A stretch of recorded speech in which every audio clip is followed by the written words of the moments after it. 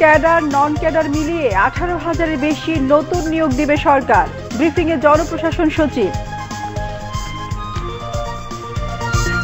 শপথ নিলেন প্রধান নির্বাচন কমিশনার সহ নতুন 4 নির্বাচন কমিশনার।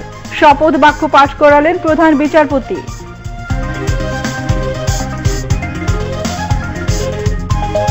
শ্রম অধিকার নিশ্চিত করে জিএসপি সুবিধা ফিরে পেতে চেষ্টা করছে সরকার, জানালেন বাণিজ্য উপদেষ্টা।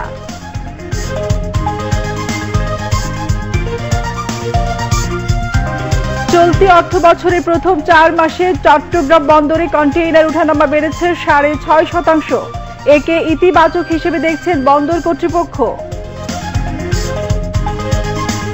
COP29 জলবায়ু সম্মেলনে 30,000 কোটি টাকার তহবিল গঠনের রাজি অংশগ্রহণকারী দেশগুলো।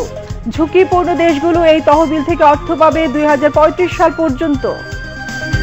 এবং অ্যান্টিগা টেস্টে ওয়েস্ট ইন্ডিজের বিপক্ষে 410 রানে পিছিয়ে থেকে আজ তৃতীয় দিনের ব্যাটিংয়ে নামবে বাংলাদেশ।